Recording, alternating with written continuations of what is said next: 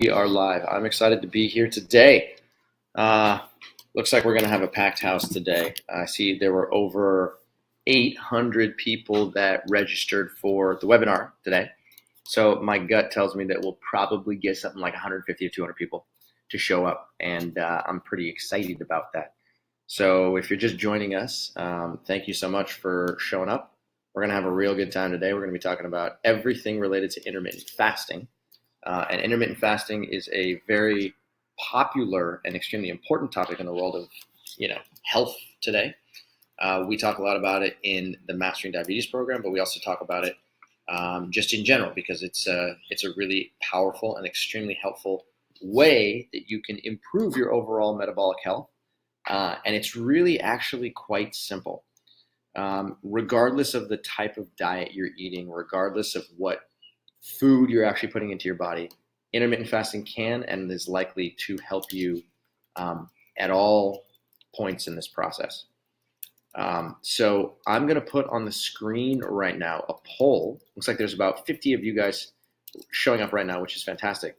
So I'm going to put a poll on the screen because I'm curious about who you guys are. I would love to know. So I'm going to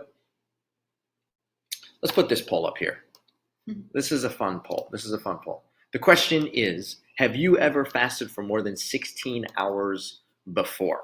Okay. Even if you've done it once, totally cool. We just want to know. The choices are either yes, I do it regularly. Yes, I've done it a few times. No, I've never done it before. Or I don't know. I can't remember. Okay. So while you guys are filling out that poll, go ahead and vote on that. And then in addition to that, you can also in the chat box, tell me where you're from. I would love to know where you're from. I'd love to see what type of audience we have. My wife, Kylie Buckner, is actually right next to me right here. Do you want to come say hi? Hello. She's right here, and she's going to be in the background answering all your questions. So if you have any questions that pop up during the webinar, please feel free to put them directly into this chat box, and then she can respond to them. And then we're also going to do a Q&A at the very end of this webinar, so that way, if there's some important questions that keep arising, we can always get to them and make sure that you get your questions answered, because ultimately at the end of the day, I want to make sure that you guys learn a lot from this webinar. If nothing else, and you just walk away having learned one thing, then I'm a happy camper. Looks like we got Rose from Austria, Jennifer from Los Angeles, Jin from Colorado, Ontario, Canada, Iowa, Maryland, Nebraska, Oregon. Lots of people all over the place. This is cool. Let me check this poll here real quick. 21% of you say you intermittent fast on a regular basis. Awesome. Good work. High five. Good job. 50% of you say that you've done it a few times, which is very cool. And then the other 30% of you say no, never done it before. This is fascinating to me. This is really fascinating to me because it shows me that you guys do have experience with intermittent fasting. And it looks like the majority of you have kind of dabbled in it a little bit. And maybe today we can go into some details about what are the benefits of intermittent fasting, but most importantly, how to execute an intermittent fast. Because like I said earlier, such a powerful technique. I've studied it for 5 years when I was in graduate school, and it is so much more powerful than I ever gave it credit for. So we can talk a lot about that later today. So I'm going to end this poll. Nice work. Good job. And looks like we got about 144 people here, which is awesome. So I know it's a Friday. I know you guys probably have better things to do than sit there and learn on a webinar, but we're going to have some fun today, okay? So relax, grab a drink, have some fun. We'll be here for approximately an hour. And during this hour, we can go over a lot of things. And again, ask as many questions as you can, okay? So without further ado, I'm going to go directly into the presentation, and then we can have some fun today. So pop over.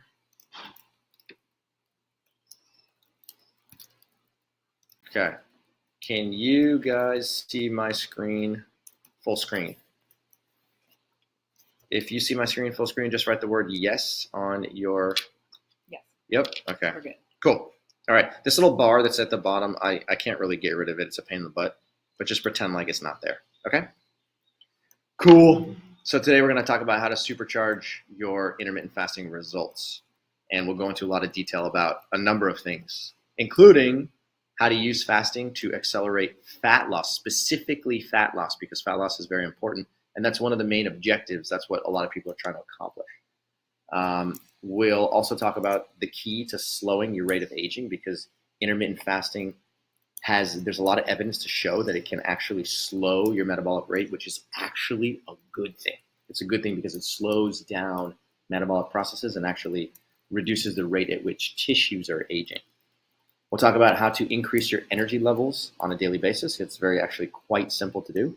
And then we'll also talk about how to perform intermittent fasting, not only today and not only tomorrow, but I want to teach you guys how to do it in a sustainable manner, because sustainable habits last and they create long-term change. Now, in case you have a habit of leaving before the end, don't leave before the end. We got an awesome bonus for you guys at the end, and I want to show you guys it, and I think you guys are going to really like it. Before we get too far, real quick, this is who I am. My name's Cyrus Gambata. I have a PhD in nutritional biochemistry. I was diagnosed with 3 autoimmune conditions when I was a senior in college. That was back in 2002. I was diagnosed with Hashimoto's hypothyroidism, then alopecia universalis, which is why I don't have any hair, no eyebrows, no eyelashes, nothing. And then the third was icing on the cake, was type 1 diabetes. So I was at Stanford University. I was finishing my senior year, and all of a sudden I get diagnosed with 3 autoimmune conditions. And man, my life was a wreck at that point. I had no idea what was causing this. And truthfully, I was quite scared. My doctors told me to eat a low carbohydrate diet, so I did. I love the foods that you see on the screen here, so I started eating lots of them.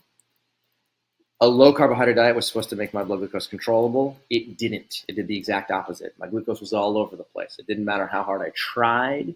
My blood glucose was up and then down and then up and then down and then up and then down. And it just felt like this blood glucose meter was literally a random number generator. And it felt really frustrating. So I started looking for more information. I came across this idea of being a plant-based eater. And under the guidance of a nutrition guru named Doug Graham, he showed me how to eat lots of fruits, lots of vegetables, and how to do it not only without reducing my need for insulin and without increasing my need for insulin and increasing my blood glucose values, but he showed me how to eat these foods and reduce my blood glucose and reduce my insulin need. So my carbohydrate intake skyrocketed. It went up by 4-fold, 5-fold in a short period of time. But my fat intake actually went down. So blue is carbohydrate, went up, red is fat, and it went down. And as a result of making this switch where I was eating more carbohydrate and less fat, my insulin use actually came down by more than 40% in 3 weeks. This is not what I would have predicted. This is not what the traditional medical approach to diabetes predicts.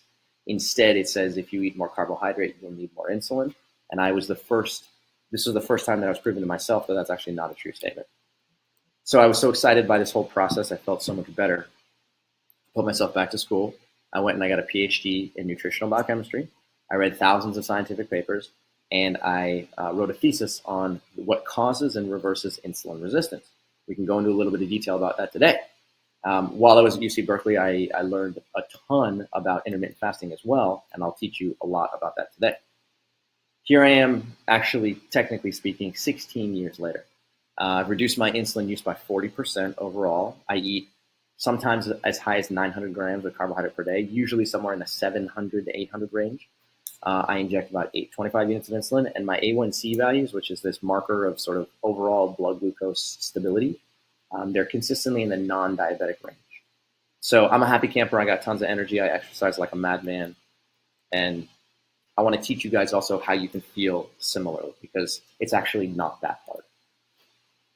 So the first thing we're going to go into here is how to use fasting to accelerate your fat loss. But actually, before we get there, there's a poll, which I think I can't load right now, but I think my wife Kylie can load it. Can you load a poll that is the other one? Nope, can't do it. Okay, here's what I'm going to do. I'm going to stop sharing real quickly because I just told you guys about myself, and what I would like to know is just a little bit more about you guys. So I'm going to load a poll here, and the poll is asking you, what is your number one health concern? So if you could really quickly vote on this, it'll just give me some idea as to who's in the room. There's about 187 of you guys right now. And I want to know, are you living with diabetes? Are you living with high blood pressure, high cholesterol, low energy? Are you overweight? Or none of the above? If none of the above, don't vote. But I really want to know. Okay, 60% of you are living with some form of diabetes, 10% of you with high blood pressure, and about a quarter of you guys are overweight. It's fascinating. It's actually really, really important. Okay, and I see low energy is starting to creep up a little bit. So let's call it, I don't know, 50-ish% of you with diabetes, 10% with high blood pressure, 20%, so about a fifth of you are overweight, and about 10% of you guys have low energy. Okay, super helpful. Thank you for voting on that. I'm going to go back to sharing my screen here real quick. Here we go.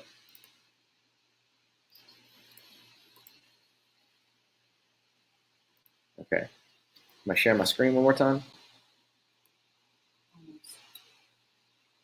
Hopefully we'll come back. Yeah, no? You're just looking at me. We go. Yeah, there we go. Okay. All right. So now we're going to go here into a little bit about how to use fasting and intermittent fasting to accelerate the rate of fat loss, because intermittent fasting will help you lose fat. But there's a very specific thing that you can do to actually maximize your fat loss and minimize your muscle loss. Okay. So the first thing I want you guys to think about here is that there's literally only one way to lose weight. And the only way to lose weight is to create what's called a calorie deficit.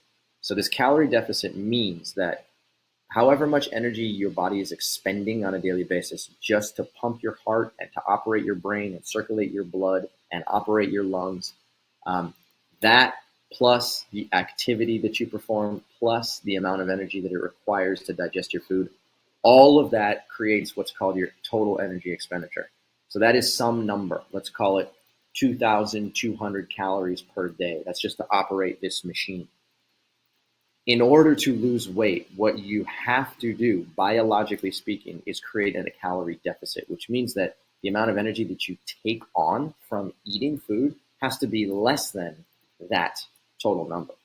So as an example, if I'm burning 2,200 calories per day and I take on 2,200 calories per day, I'm not going to lose any weight. In order to lose weight, I got to take on less than 2,200 calories a day.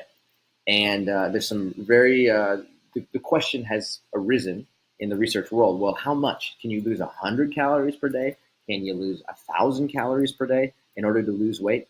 And what a lot of research has actually shown is that if you target somewhere between 300 to 500 calories per day, that's a good target to make weight loss not only consistent, but long term.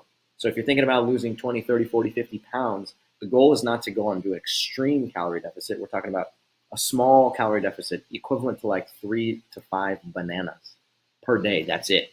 You lose that on a daily basis, and all of a sudden weight loss becomes achievable. So the question then becomes, well, how do you make this calorie deficit? The first option is to restrict your calorie intake.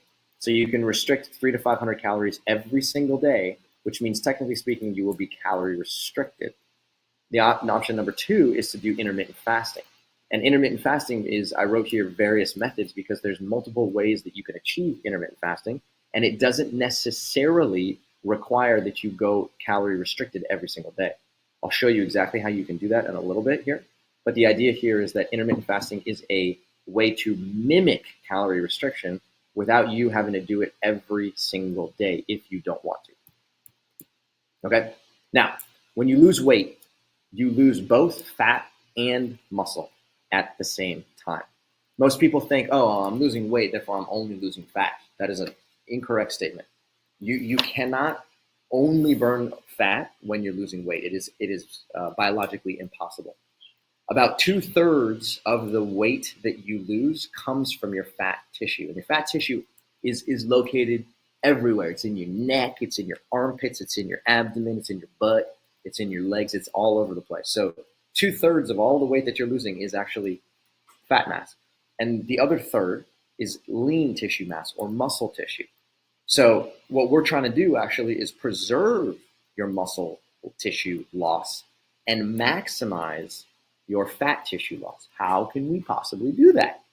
Well, the most effective way that researchers have ever found to minimize your lean body tissue loss while fasting or while losing weight is to exercise.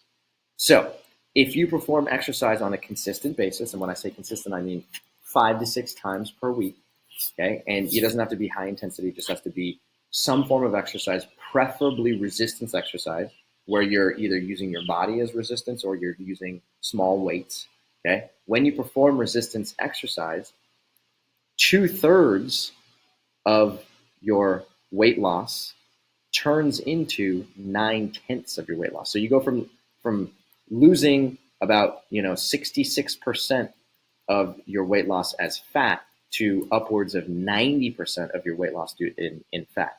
Similarly, in your muscle tissue, you go from losing about 33% of your weight loss as muscle tissue to as little as 10% of your weight loss as muscle. So what this does is simply by exercising, you're losing more fat and less muscle tissue, and that's a good thing for you. Because what we're trying to do, again, is burn fat but not burn muscle. Now, when it comes to slowing the rate of aging, you can actually do this using your diet and using intermittent fasting at the same time. So let's go into a little bit of detail about what that actually means and how you can achieve that. Inside of every tissue, you have these things called mitochondria, okay? So inside of every cell in your body, you have mitochondria. And that you don't just have one mitochondria. Oftentimes you have multiple copies of mitochondria, 10, 20, 30, 40, 50. In some tissues, you have as many as 500. In some tissues, you have as many as 4,000 per cell. Now, mitochondria are basically the little organelles inside of cells that actually generate large amounts of ATP. A simple way to think about it is that they're an oven. You put things inside of the oven burns them, and as a result, you get energy. Okay, so when you're exercising, when you're eating food, when you're thinking, mitochondria throughout your body are working in overdrive to power those processes such that you can actually operate like a normal human being.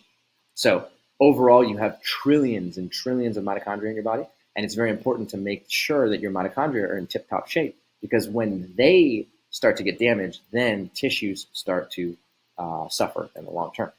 So when you're eating a diet that's high in fat, high in calories, high in sugar, when I say sugar, I mean refined sugar, then mitochondria end up generating these things called free radicals. And free radicals are really nasty, dangerous molecules, because free radicals can directly damage DNA. And that's not a good thing, because when you damage DNA, you actually make cells unstable. They can also cause protein oxidation, which is another way of saying that they stick to proteins inside of the cellular environment.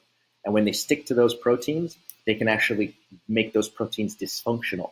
So whether it's a cell receptor, whether it's an enzyme, whether it's a structural molecule that makes another organelle, it doesn't matter. As soon as you take a free radical and attach it to a protein, that protein is in a state of trouble.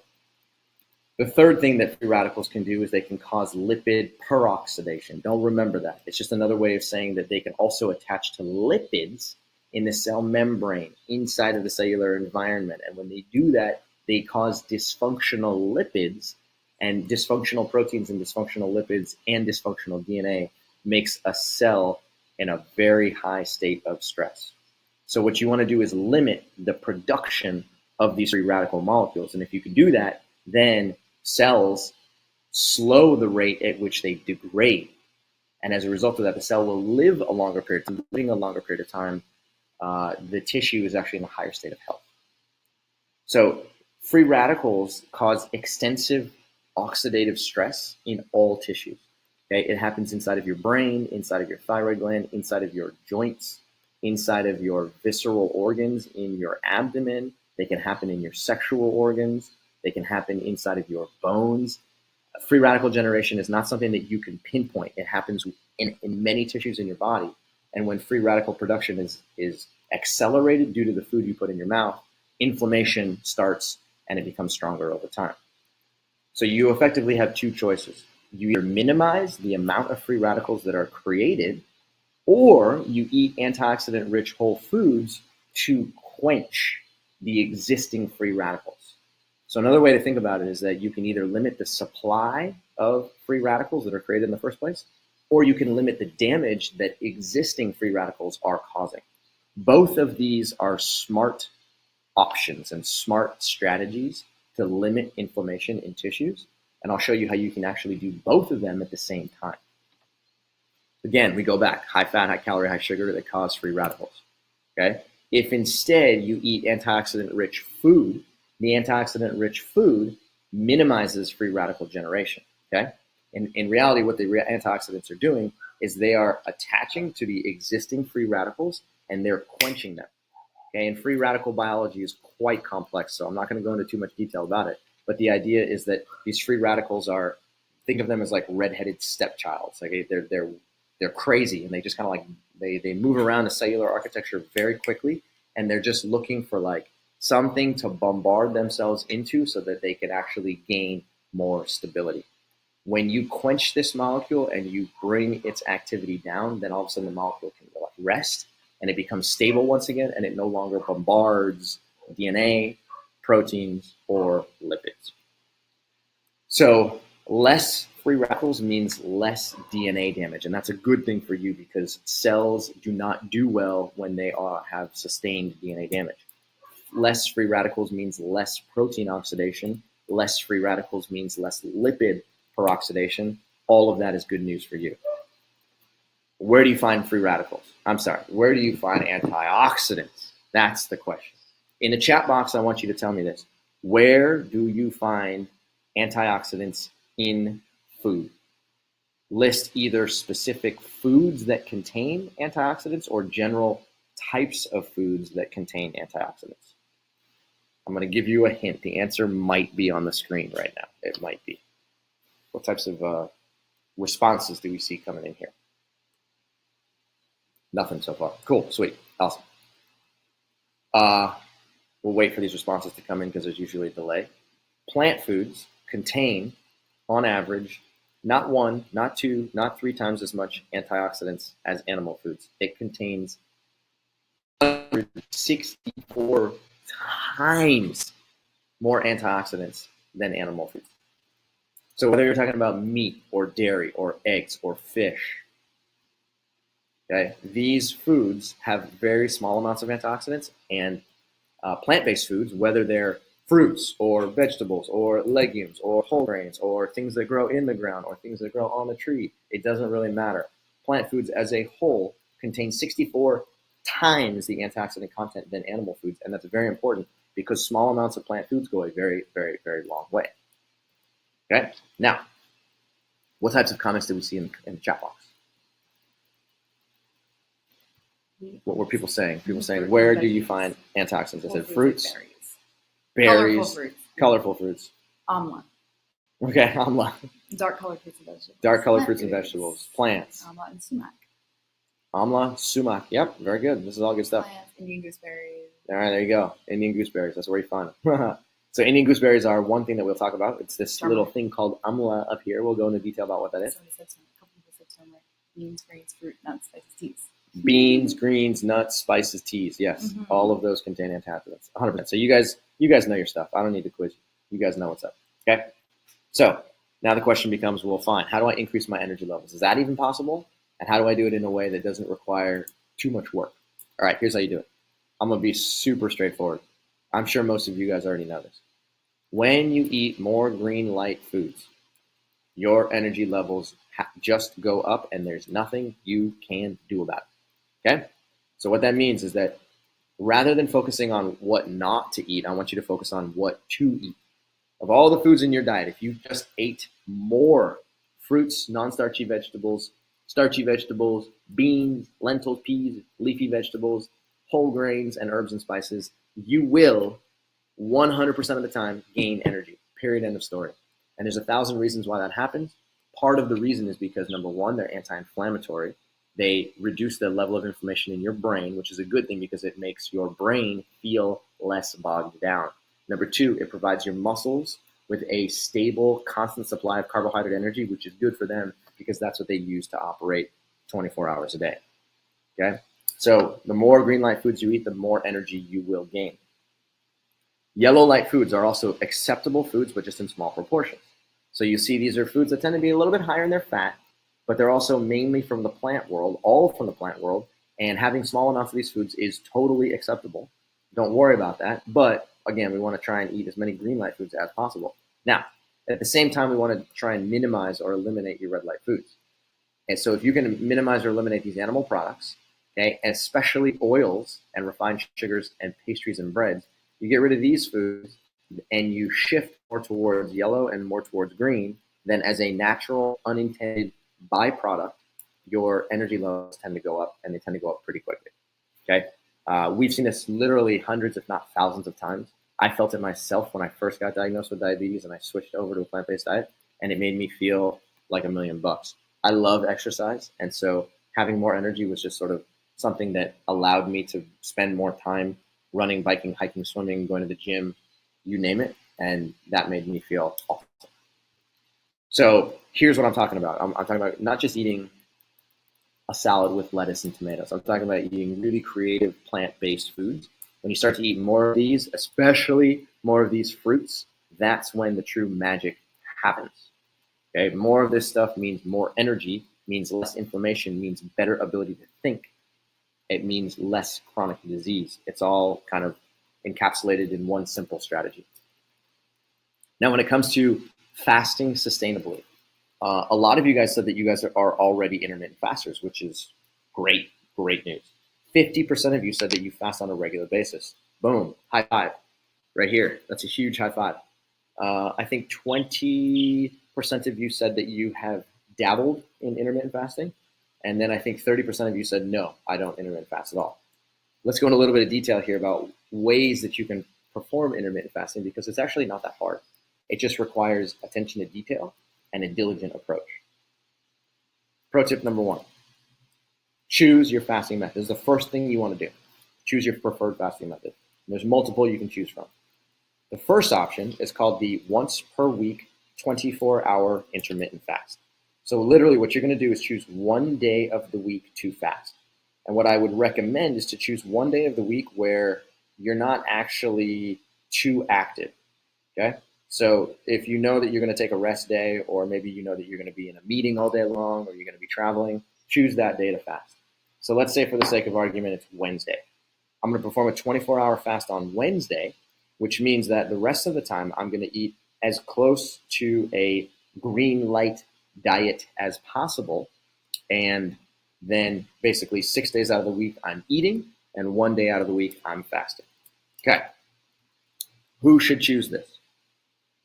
If you want to lose between 20 and 50 pounds, if you want to, if you're trying to lose approximately that amount of weight, then this is a good strategy that can help you get there. It's actually not that hard, because it's literally just 1 day out of the week, and it makes your life relatively straightforward. Okay, this will significantly accelerate the rate at which you lose weight, and it reduces your need for oral medication, whether it's diabetes, whether it's blood pressure, whether it's cholesterol medication. Your needs start to come down on your fasting day as well as the other days. And if you're using insulin, it also reduces your need for insulin on the day that you fast. Option number 2, the twice per week 24-hour intermittent fast. This is where you basically choose a second day out of the week. So let's say Monday, Thursday. I'm not putting them back to back because that gets a little bit rugged. Instead, I'm going to separate them with a little bit of eating in between. So here I would choose 1 day of fasting, eat, 1 day of fasting, eat, and then I would return to that cycle. If you do this, that is ideal for people who want to lose a little bit more weight, something like 50 plus pounds. Okay, this is also going to significantly increase your rate of weight loss. And again, your oral medication and insulin needs will go down during your fast as well as afterwards. Option number 3, the daily 16-8 intermittent fast. This is one of my favorite fasting techniques because it's most effective. The people that we have coached to perform intermittent fasting and really change their lifestyle find the most success on a 16-8 intermittent fast. So what that means is that every day you want to fast for 16 hours and eat for 8 hours. So that may sound like a big number, like I'm going to fast for 16 hours. But here's the beauty. Your sleep is included in that number. So let's say you sleep on average 8 hours a night, 7 hours a night. All this means is that you basically are going to fast for the remainder of that time, another 7 to 8 hours. And by doing so, you can get to this number of approximately 16 hours per day. The easiest way to do a 16-hour fast is literally to skip breakfast or to skip dinner. It doesn't really matter. The differences between the two of them are negligible, so you just choose whichever one of those meals is easier to skip. Then all the time of that meal plus the time either right before or after that meal is included in that fasting period, and then you can easily get to 16 hours. Now, the thing with a 16-8 intermittent fast is you got to do it every single day. And it may seem complicated. It may seem like it's too much effort, but let me tell you this. Once you get used to a 16-hour fast, which will take 3 days, 4 days, 5 days at the most, you just kind of get used to it and you skip the same meal on a every single day process. What you'll find is that it becomes pretty normal, and you actually will probably going to feel better by eating a little bit less food. So in the chat box, tell me if you had to choose one of these three options, okay? The once per week 24-hour intermittent fast, the twice per week 24-hour intermittent fast, or the daily 16-8 intermittent fast. Tell me which one of those you think would fit best in your schedule. The 16-8 intermittent fast is ideal for those who want to lose the most weight, which is like 75 pounds or more. It's ideal for people who, prefer skipping one meal a day rather than having to fast in the middle of a week and break up the week, okay? And if you're somebody who has a difficult time fasting for 24 hours, which is actually quite common, then try the 16-8 fast and see what happens. It's really not that difficult to do, and I think for most people, they make it out to be a much bigger deal in their head than it actually really is. So tell me which one of these three options you think is going to be the best for you. Let's see what the comments are. 16-hour daily, 16-8. Somebody does like the once per week. Okay. Option 3, 16-8. Most people are saying 16-8. Okay. 1 day a week, maybe if I can accomplish that, I go for 2 days a week. Okay, cool. So somebody's saying maybe I'll start with 1 day a week and then I'll move to 2 days a week. Mm-hmm. Totally fine. And then move to 16. Here's the deal, guys. It doesn't really matter which one of these techniques you try. It really doesn't, okay? Because the idea is what you're trying to do is you're trying to teach your brain how to become comfortable with a little bit less food intake, right? And that's all it really boils down to. So option 1 is probably the easiest. Option 2 is probably the second easiest. And option 3 is probably the hardest at first. But again, most people just over-exaggerate how complicated this really is. And if you just kind of get used to it and you develop a pattern of doing it, then it becomes a new behavior. And the new behavior is really powerful because it works. Okay? So here's your next pro tip. Add very powerful antioxidants while fasting. Now, why the heck would you want to do that, right? Well, the reason you want to do it is because, number one, like we talked about earlier, antioxidants are very powerful at quenching free radicals. They do it on all tissues. They improve mitochondrial health, and they will help you during your fast because you can think of your fast as basically being it's like a house cleaning process, okay? You're not taking on food from the outside world. You're literally oxidizing tissue that you have on board. And what that means is that part of your muscle tissue is starting to get degraded. Part of your fat tissue is getting degraded. And your fuel becomes what's already stored inside of your body. And so during that process, as you're sort of burning fuel that's already present, adding antioxidants to the mix is a really effective way to make sure that mitochondrial health stays high during the entire fasting process. Now, I'm sure you guys have every single one of you here has probably heard of amla before. So, I don't need to go into mad detail about it. But amla, if you have not, amla are Indian gooseberries. They're these little things that look like grapes. And they're the world's most powerful antioxidant-rich food ever discovered. Okay? There's this thing called the ORAC value, which is just a thing that scientists use to try and compare antioxidant-rich foods against one another. So they'll test out in a laboratory how powerful of an antioxidant a given food is, and then they'll give it a number. And then they will rank order the numbers, and they'll say, oh, well, this food is high and this food is low, okay? Now, the ORAC value of Indian gooseberries is 261,500. Remember that number. Just remember approximately 250,000, or like 250,000, okay? It's a high number, okay? Not only does amla have a very high ORAC value, or antioxidant content, it also is very effective at reducing blood glucose and LDL cholesterol, as the evidence-based research has shown over and over and over again. In addition to that, it improves skin, it improves hair. They've been using it in India for thousands of years to treat every possible condition you can think of. And it's a very powerful food just unto itself. So that's just remember this, okay? Now let's take a look at oolong green tea. Oolong green tea is there's hundreds of different varieties of tea, thousands of different varieties of tea. Oolong is literally one variety of green tea. It's even, I'm calling it green might be even the wrong thing, but it starts with green tea and then it gets partially oxidized and it looks like this. And oolong has a very high antioxidant value as well. So amla had 250,000. Oolong has about 1,000. So this is not nearly as powerful as amla, but it is still quite powerful. Okay. Oolong has been written about thousands of times over because it has anti-cancer benefits, it has anti-diabetes benefits, it has blood pressure lowering benefits. And so oolong just unto itself, independent of amla, is a very powerful antioxidant that has been shown for many, many, many years to be a very powerful addition to your diet. If you go online and you take a look at the foods that have the highest antioxidant values and you rank order them from highest to lowest, what you'll see here is that Indian gooseberry is number 1, 2, 3, 4, 5, 6, 7 on the list of foods ever discovered. Now, the thing is, if you go all the way down from the top, what you'll find out is that amla is actually the first and the highest whole food. The rest of these are spices. So this is a spice. This is a spice as well. This is a coffee powder. It's not a food. This is something used in Ayurvedic medicine. And these two, I still don't know about. This is an isolate from microalgae. Okay, so none of these are foods. This is the highest food / fruit in the world. And again, it has an ORAC value of 250,000. Now, if you compare the ORAC value right here of amla versus all these other foods that are commonly known to be high in antioxidant value, like strawberries or pomegranates or oranges, or even some things that are obscure like moringa.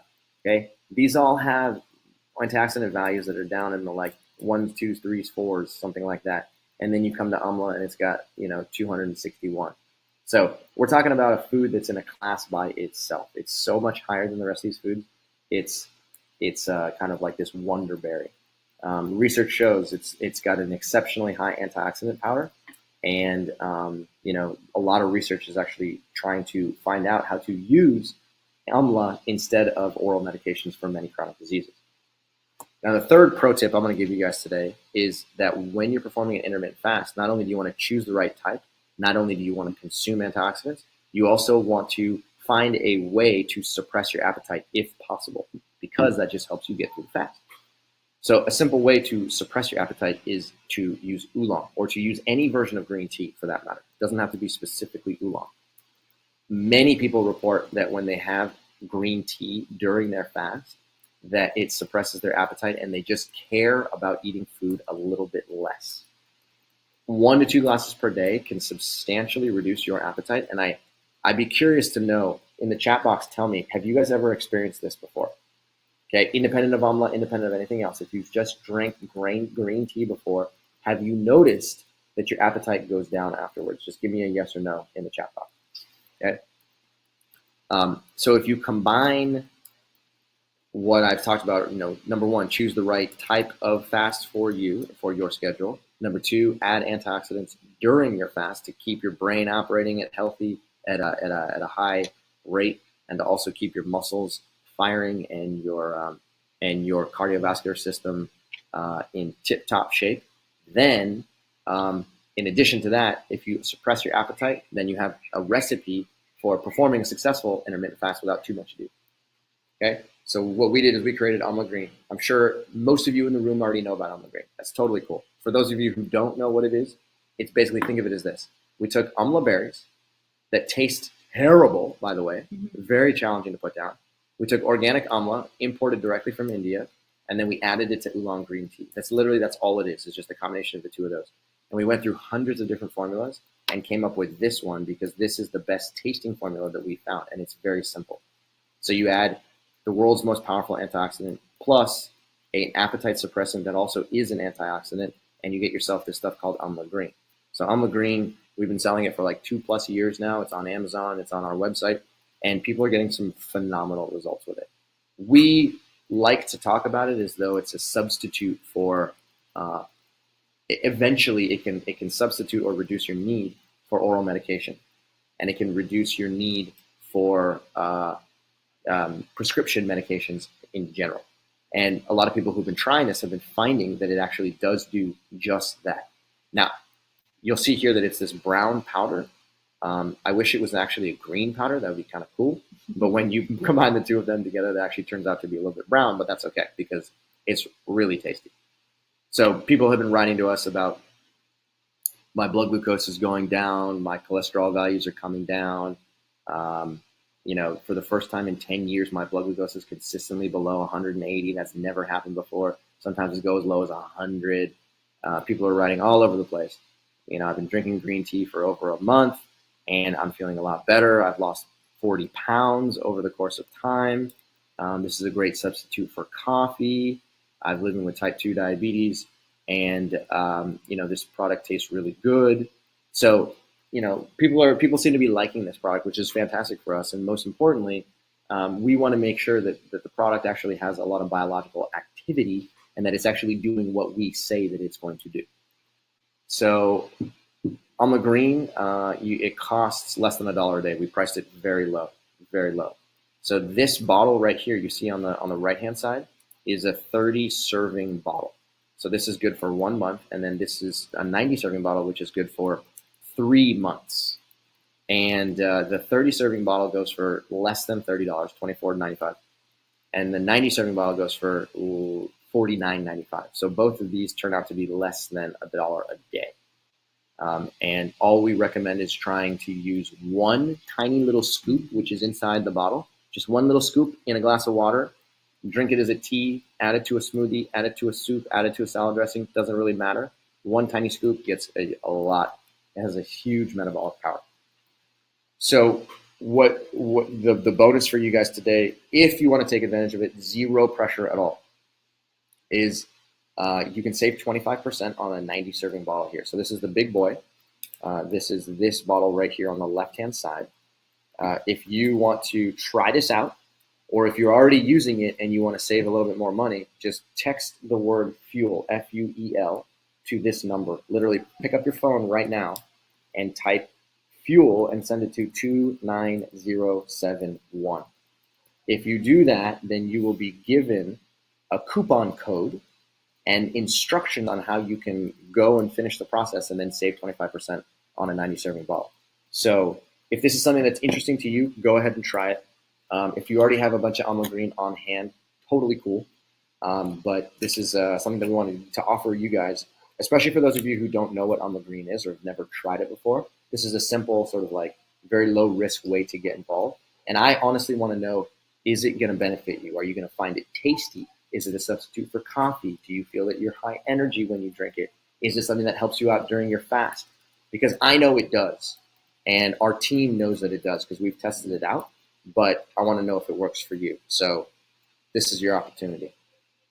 Okay, so what I'm going to do is I'm going to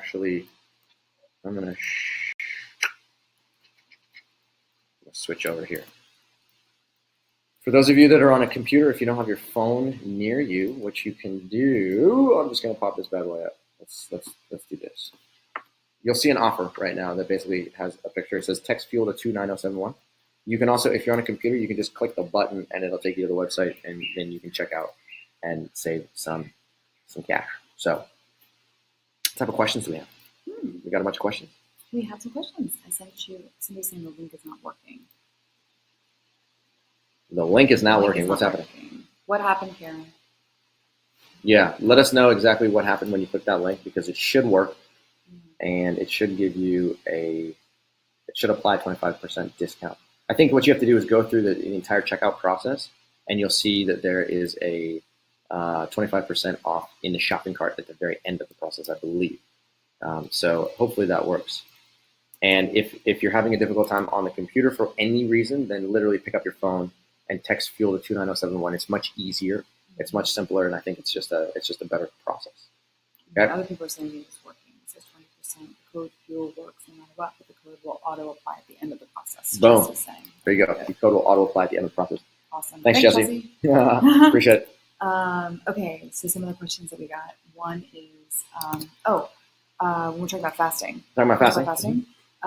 What should I do about my medications while I'm fasting? What should I do about my medications while fasting? Very good question. Okay, so about 2 hours ago, I was on a webinar hosted by Dr. Michael Greger himself, the man, the myth, the legend from Nutrition Facts. Mm-hmm. And he has a new book coming out called How Not to Diet.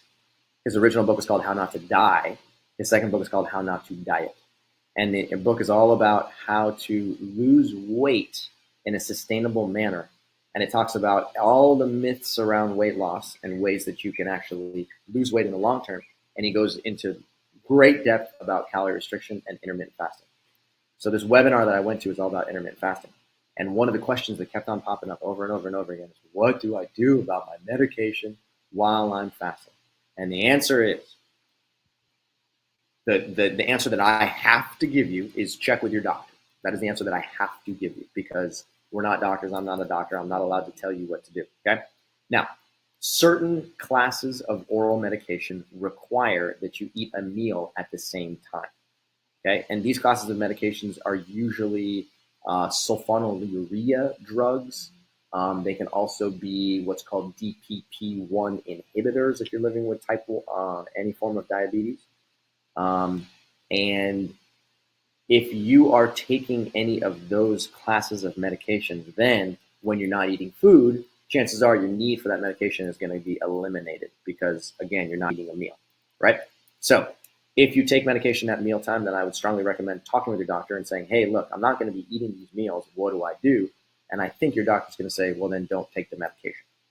Now, if you're talking about a medication which you don't need at mealtime or that you take independent of mealtime, then, again, talk with your doctor and explain that you're going to be doing an intermittent fast. In my experience, what we have noticed is that people who intermittent fast on a regular basis find that their need for oral medications does go down. Okay, so if you're just doing a one-off intermittent fast, then your oral medication needs might not change.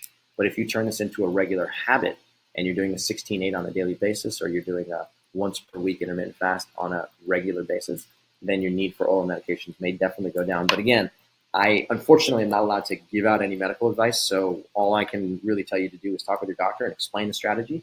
And the two of you can hopefully come up with a strategy that works together. Okay. Next question. Somebody wants to know what you eat for breakfast. What do I eat for breakfast? You know what? The world wants to know. Okay, I'm gonna pull up some pictures on my phone because I love breakfast. Let me tell you. He loves breakfast. Yeah, breakfast is one of my favorites. Okay, go to the next question. I'm going to be pulling up some pictures on my phone as we talk. The next question is, okay, somebody wants to know about fasting and does it slow down metabolism overall in the long term? Oh, that's a great question. That's from Susan, yeah. That's a great question. Okay, Susan. All right, I got a picture of my breakfast. Can I share it? Woo. Okay. Here we go. 1, 2, 3. Can you guys see this? Hopefully there's no glare.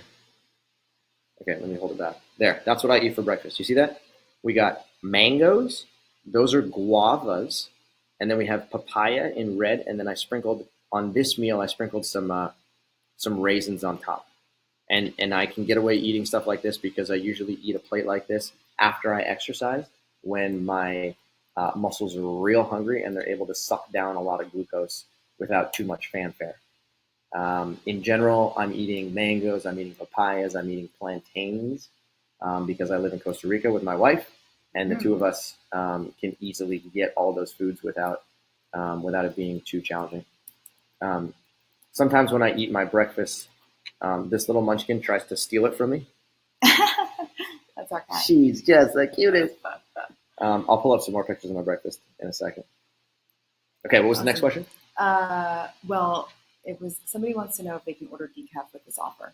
Yes, you can order decaf with this offer. So the one caveat I will say on decaf is right now, the actual 90 serving bottle is out of stock on decaf. However, if you order the decaf using this using the coupon code, what you will do is it'll work when you receive the bottles, you're going to receive 3 30-serving bottles.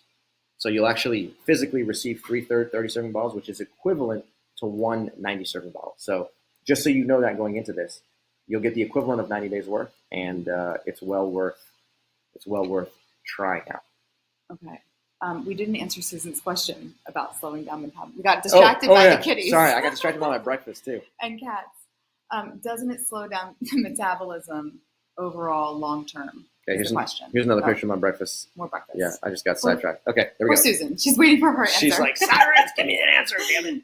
Okay, so does it slow down your metabolism? Okay, so yes, it absolutely does. It's another thing that Dr. Greger went into great detail on. Okay, so when you lose weight, your people. Let me back up here. I don't like the verbiage that the general world uses when they talk about diet, because sometimes it can be very confusing. So when people say, is it going to slow my metabolism? In reality, what you're trying to ask is, will it slow down the rate at which my body burns energy, meaning that it's going to shrink my total energy expenditure, okay? Or it's going to slow down my metabolic rate. That's the correct phraseology for it. So now that the grammar police is out of the way, when you lose weight, your basal metabolic rate goes down, and that's actually a good thing for you, okay? So let's do some simple math here. Let's say you start at 2,200 calories per day. That's what you're burning right here and right now. And then you start to lose weight, okay? And let's say over the course of 6 weeks, you end up losing 10 pounds, okay? So what ends up happening is that 2,200 calories per day that you previously were burning is going to go down to 2,100 to 2,000. Maybe it's going to go down to about 1,950 calories, okay? Now, why would that happen? The reason that happens in the first place is because when you have less mass on your body, you require less energy to operate that mass. I'll say that again. When you have less mass on your body, you require less energy to operate that mass. So in the same way that losing weight reduces your basal metabolic rate and slows down or reduces the amount of total energy expenditure that you have, gaining weight does the exact opposite. If you gained 10 pounds, or let's say you gained 100 pounds over the course of a year, your energy requirements would also go up because it takes more energy to operate a larger mass. Okay, it's just very simple biology. So does that mean that if I'm going to do some intermittent fasting and maybe it'll force me to lose weight, is that a bad thing because now I'm going to be slowing my metabolic rate? And the answer is no, it's not a bad thing. It's not a bad thing at all. In fact, it's actually a good thing. And the reason that it's a good thing is because we talked about free radical damage, which accelerates the rate at which tissues age.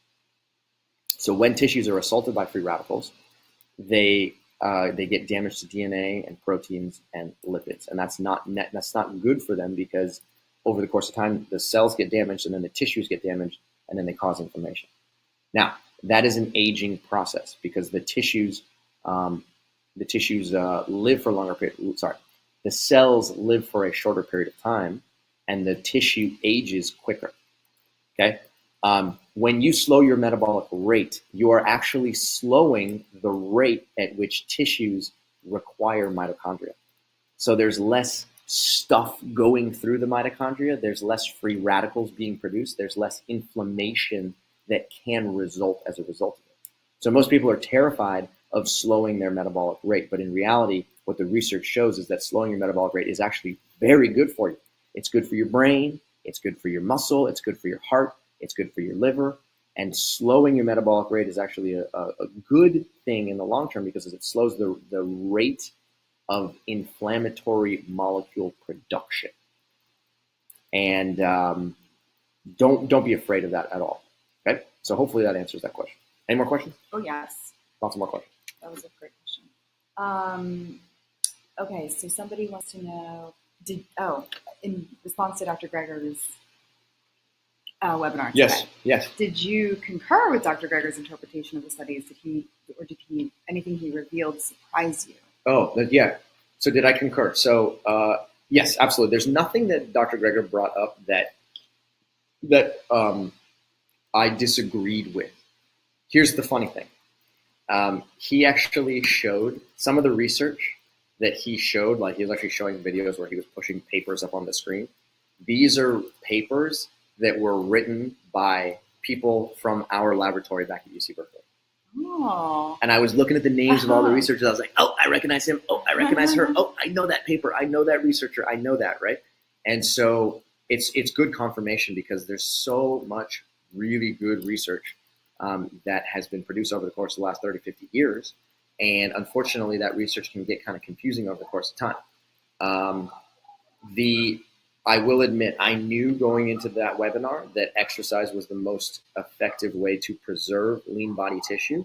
But when he said it again in the way that he said it, it hit another light bulb for me because I said, yep, I knew that, but it reinforced just how important it is to maintain a consistent exercise regimen all throughout the weight loss process if your goal is to try and preserve lean body tissue and not lose muscle mass. And that's especially important for people who are in their 50s and 60s and beyond. Because when you get older, you can develop a condition known as sarcopenia. And sarcopenia is basically muscle wasting. And it's a very common problem, especially if you're eating a diet that's very high in processed foods. So to limit sarcopenia and to preserve lean body mass, performing resistance exercise is something that's very effective over the course of time and will really help out the elderly as well as people who are, younger than that. Okay. Awesome. Okay. Next question is, let's see here. Space out the meal? Oh, yeah. Mm-hmm. Yep. The question is, do you have to space out the meals during that 8-hour eating window on a 16-8 fast, or just eat green light foods when you want during those 8 hours? Phenomenal question. Barbara, very good question. The answer is green light. Eat whenever you want. So in that 8-hour period, the reason why a 16-8 fast works is because during that 8-hour window, it's very challenging to eat a day's worth of food. I'll repeat that. During that 8-hour window, it's very challenging to eat a day's worth of food. You can try it. By all means, go crazy. See if you can do it. Okay? We performed a ton of experiments back at UC Berkeley to try and find out if it was possible using a number of different intermittent fasting regimens. And what we found out is that the smaller that window gets, the harder it is to eat 24 hours worth of food. And that makes perfect sense. Even in an 8-hour window, which is a relatively large period of time, if you think about it, if you try to eat 24 hours worth of food, it can be a little bit much. Point being, in that window, if you want to eat at the beginning and then 2 hours later and then 2 hours later and then 2 hours later, go for it. Just make sure that you confine all your eating to that 8-hour window and that you don't spill over and go beyond. If instead you wanted to eat one giant meal at the end and then have a snack 4 hours later, it's fine with me. It doesn't really matter because what you're trying to do is get the metabolic benefit from not eating the other 16 hours. That's when the true magic comes in. So do yourself a favor and eat green light foods, what's called ad libitum, meaning as much as you want, and you should be getting a lot of positive benefits from that 16-hour fasting window. Okay, next question. Somebody wrote, according to Dr. Walter Longo, there's a relationship between fasting and gallbladder stones. Have you heard this, and are there any other long-term risks to intermittent fasting? Very good question. So I am actually not familiar with Walter. I'm familiar with Walter Longo and a lot of the fasting mimicking diet information that he has, but as far as gallstones, I'm not familiar with that. So I don't claim to be the world's expert on intermittent fasting by any stretch of the imagination, and there's stuff that I'm always learning. As far as gallbladder stones, I've never actually heard that before. Now, in terms of long-term, what's the word I'm looking for?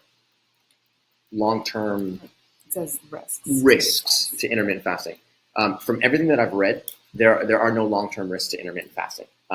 There are long-term risks to becoming underweight. That is a true statement. So let's say your target body weight, given your height and your sex, you've done the calculation and you figured out that your ideal body weight is 155 pounds. Let's say right now you weigh 185 pounds, so your goal is to lose 30 pounds. So you start at 185, you perform intermittent fasting, and you start to come down 170, 165. You hit 155, you continue to intermittent fast. Then you hit 152, 147, 142. Okay, when you get underneath your ideal body weight and you become underweight, that can pose serious long-term risks. Again, part of the reason why that poses risks is because you're actually degrading your muscle tissue, and when you degrade too much muscle tissue, it can become a huge problem. So as long as you're not going underneath that ideal body weight, then you should be fine. There are long-term risks to calorie, what's the word for water fasting. Water fasting is a completely separate technique in which you're basically not eating any food. So it's like a very, very, very, very, very long intermittent fast that can last 20, 30, 40 days. Some people extend it to 60, 70, 80 days at a time. There are some serious risks associated with long water fasts, and they can be done under medical supervision at all times. But when you're doing an intermittent fast that's 16 to 24 hours, it should not pose any serious adverse metabolic effects. And I've never really seen any in my mind or in my experience. Most people just kind of blow it up to being a big deal in their mind, even though they never really show up. In the short term, adverse events include things like fatigue. That's very common. Nausea is common for some people. And then getting hangry or kind of getting what's called phantom hypoglycemia, where you think you're hypoglycemic, but in reality you're not. All of those are very common side effects. But those things usually happen in the short term, and then they kind of go away over the course of time as you become more experienced with intermittent fasting. Next question: can you drink amla green more than once per day? 100%. Yes. So what we suggest is drinking 1 glass of amla green per day. But if you wanted to drink 2 glasses or even 3 glasses per day, go for it. We've never seen any adverse metabolic effects from it, and there's lots of people that we actually have that are doing that, and they find that they get a lot of benefit. Some of the things that we've heard from people is that, number one, it's a very good substitute for coffee. There's a small amount of caffeine in amla green regular, and the caffeine comes from the oolong. Okay, it's about a quarter as much caffeine as you would find in a glass of coffee. So a small amount of caffeine, it's usually on the order of about 50 milligrams per cup or per serving, kind of gives you a little bit of an energy boost. And then in addition to that, a lot of people find that when they drink amla green, it gives them a longer sort of sustained, longer lasting feeling of energy. And then some people have reported back to us that it is suppressing their appetite, which is a good thing when you're doing an intermittent fast like we talked about earlier. If you take the decaf version, there will be no caffeine in it, but you are likely to still get many benefits in addition to the blood pressure, blood glucose, and blood cholesterol lowering effects that amla has unto itself. Can you talk a little bit about how you can add what you can add amla green to? How you can drink it, and right. Also the storage. For sure. Okay, so here's 2 questions.